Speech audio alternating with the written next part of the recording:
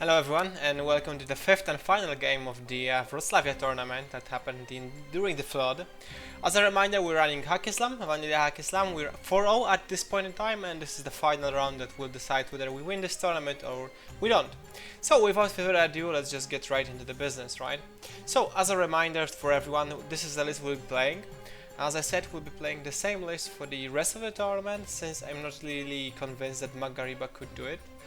This is mostly not only build a table, but also because we're playing neural net and we need as many specialists as possible.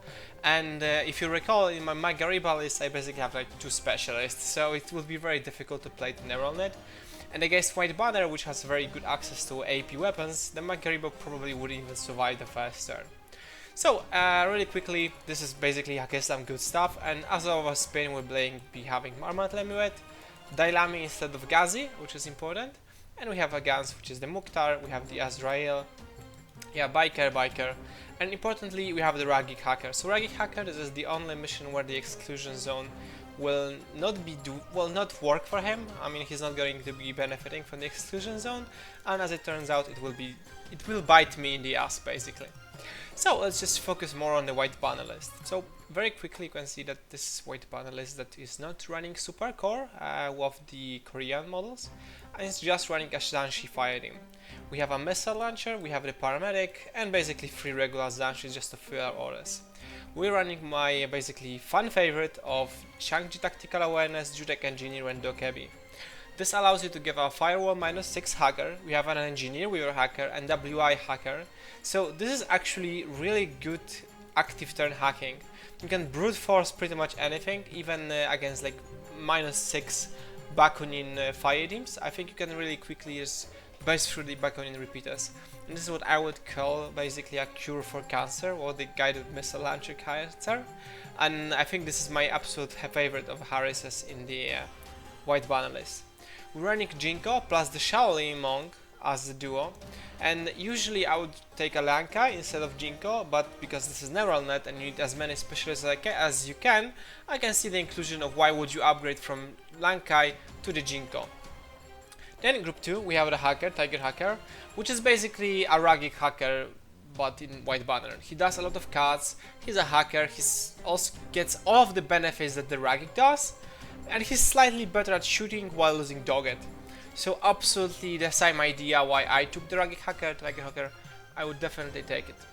Then we have the 2 Longias. One of this actually loses the mine layer even though you have the SWC, simply because there are not enough points.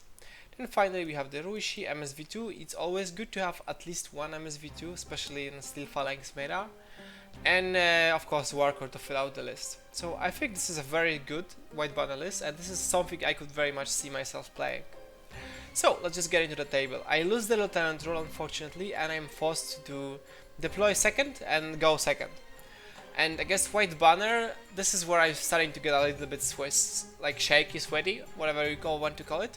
The reason for that is that in White Banner you have a lot of aggressive pieces, a lot of durable aggressive pieces, and when I see the Harris make the way onto the table, I start to get a little bit, well, scared, because it has tactical awareness, 9 orders, and I don't really have enough and anything that can stop it reliably in vHaqq Islam. So this is where lack of hard arrows, it really makes me feel uneasy, right?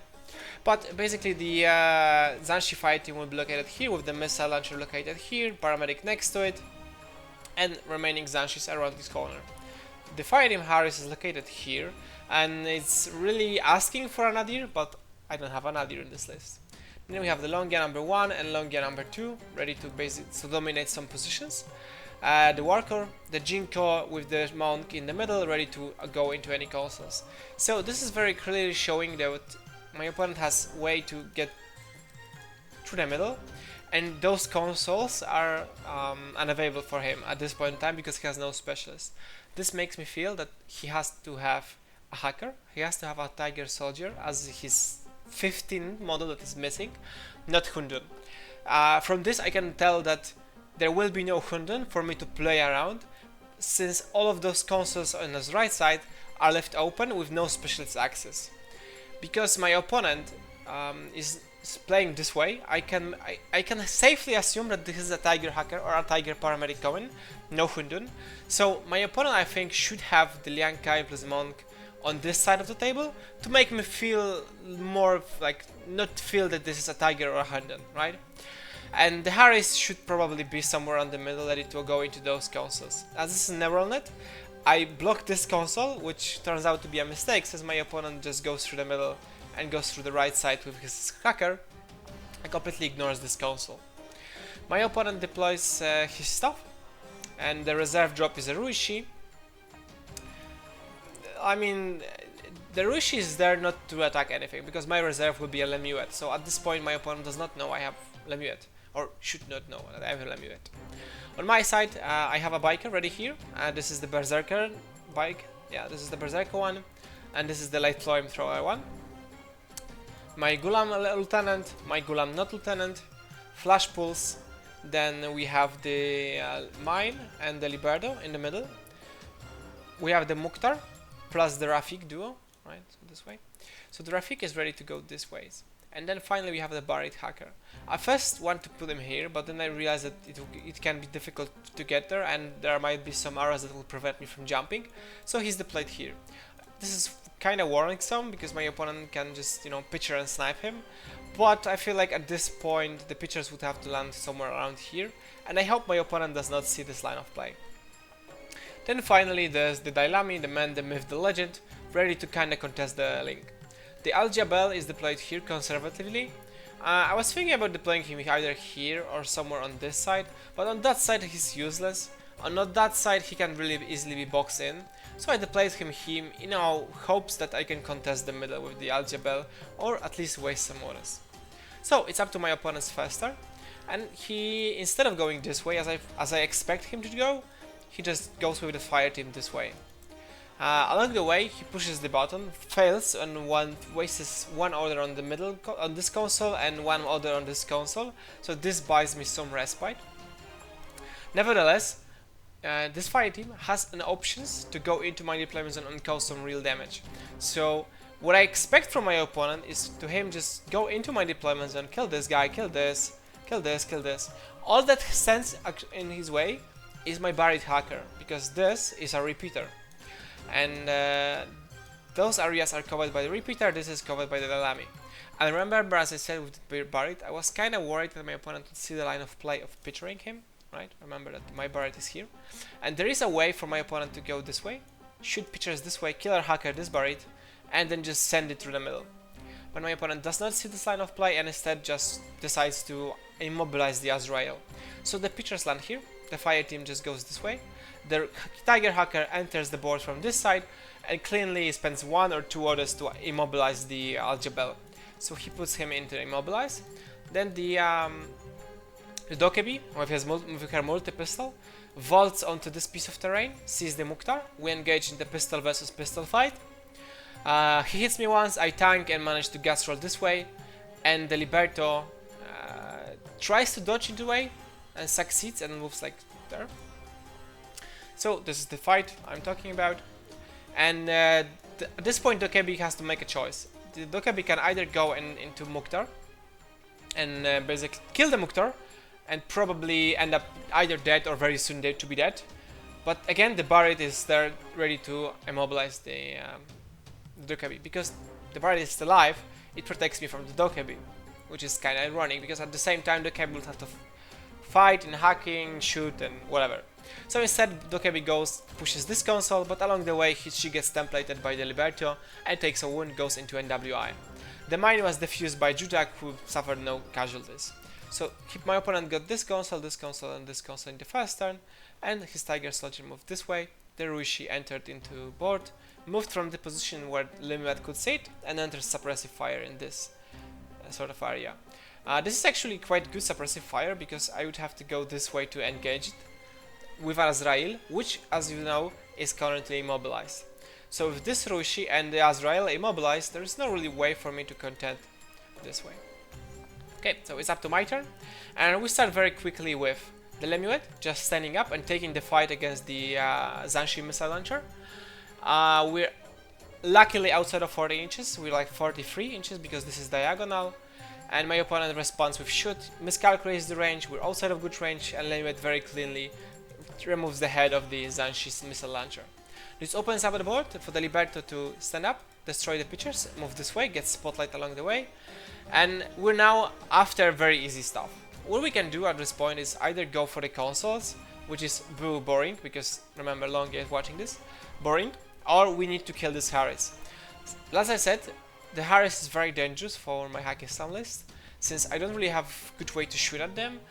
They stand at a chance of just going brute forcing through my repeater, my hacker, and just killing my stuff in my deployment zone. I want to prevent it from happening, which basically means killing entire Harris of my opponent. So, how do we do about this? We have a bike, we have a Dailami, and we have a Liberto. So, we start up with the Dailami. It starts here, maneuvers in 2 orders, gets onto this piece of terrain, goes prone, I crawl out, I template, Dokebi tries to, I move out, Dokebi tries to dodge, I think, and Jujak shoots me. I put 2 shots into Dokebi, kill her, but unfortunately the Dailami dies from the boarding shotgun, as you expect.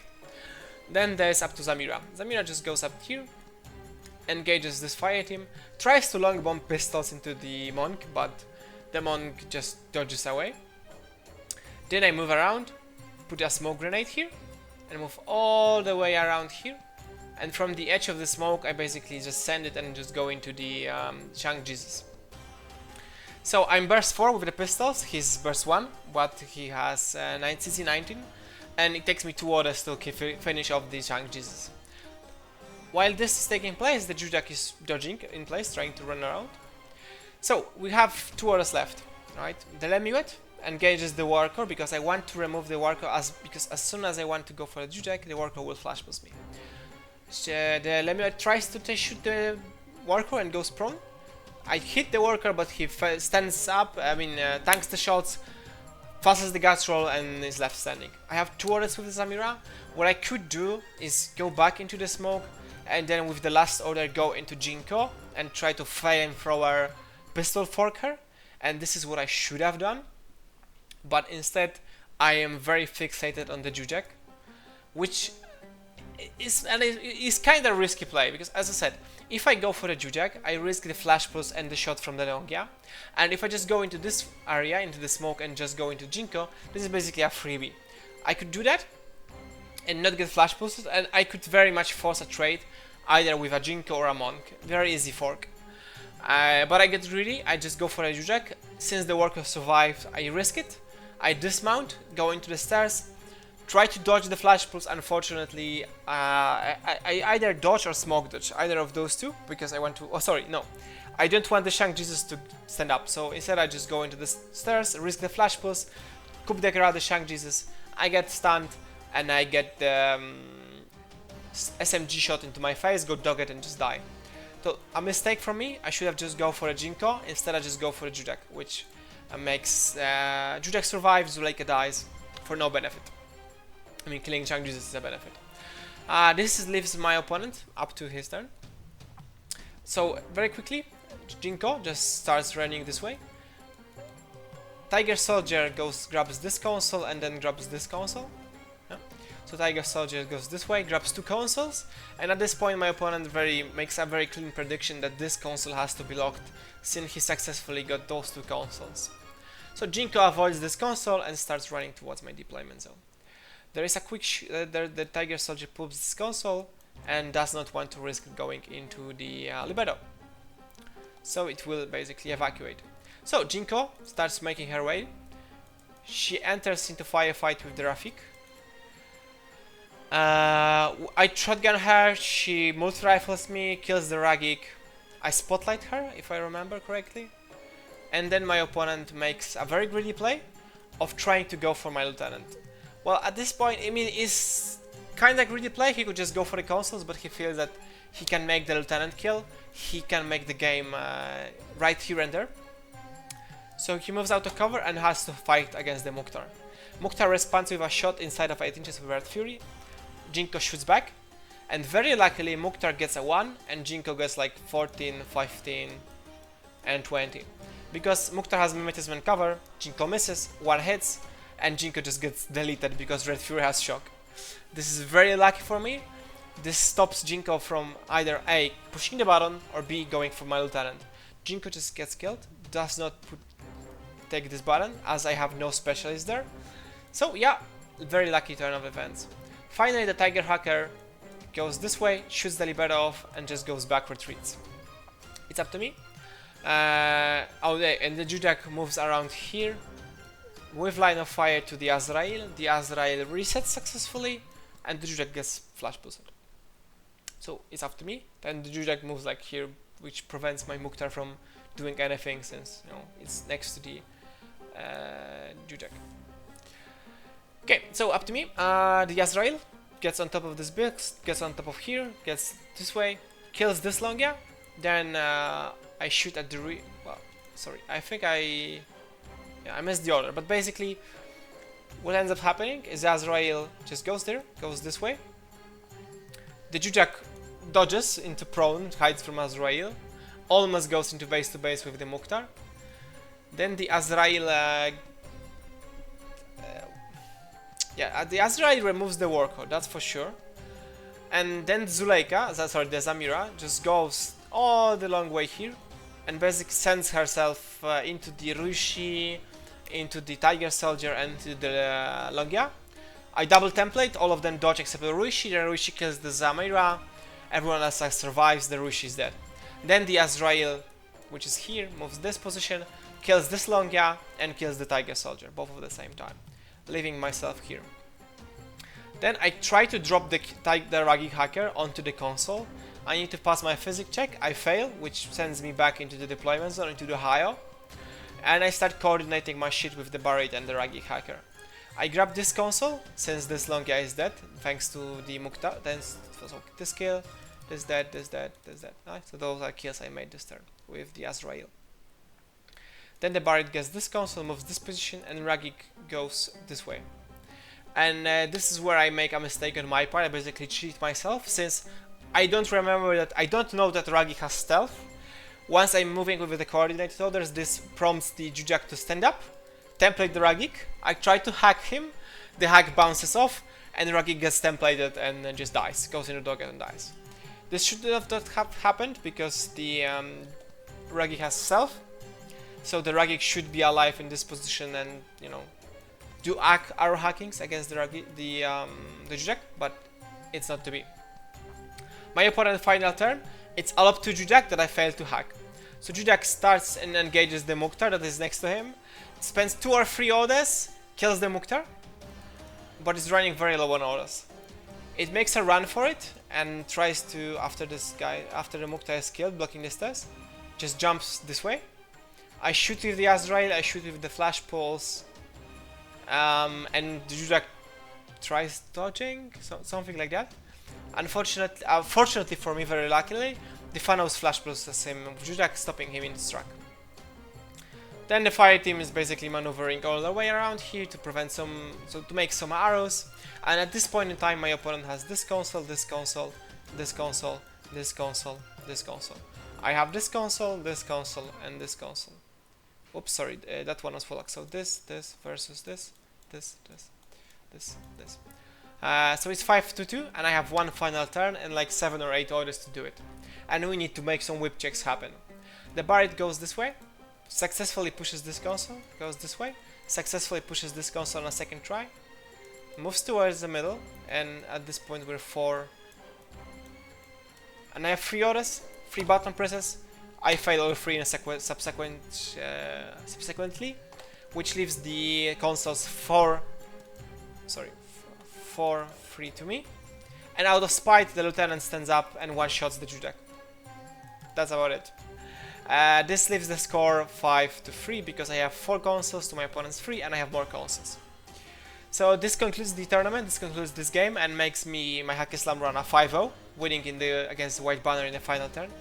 And all in all, I think what my mistakes were is definitely going for the Jujak with the Zamira. Zuleika, instead of going towards the Jinko. That's my mistake. I could have gotten Jujak, but this was very much too greedy because I hoped that the worker would miss his flash pulse, which is, gambling basically. and I try to not gamble. This is my mistake number 1. And my opponent's second mistake is forgetting the vHaqq has stealth, which killed the vHaqq and prevented me from having an easier access to the console and, you know, hacking. And my opponent's mistake, I think, was not just forcing the issue with the Harris. I think what she should have done is shoot the pitches this way, fry the buried hacker, that's here, and then just send it and kill the Mukhtar, kill the Rafiku, and that's about it. You don't need anything else to kill. This would mean that this Golem would have to do the consoles on this side of the table. Liberto probably would have been killed, and the Harris would be much safer. I feel like if the Liberto is dead, Mukhtar is gone, and there is no hacker. But nevertheless, having 3 consoles in the first turn, this was something that I had to play around. This was a lead that forced me to play into my opponent. So maybe it wasn't okay in terms of tempo, but I would just force the issue with the Harris, kill the Barret, and just get some kills. I started my first turn with full of my orders, and it basically backfired on my opponent. Since I was able to clear it cleanly, to kills, win on the attrition on turn 3, willpower 14 on the console is good enough to unclick the consoles, basically.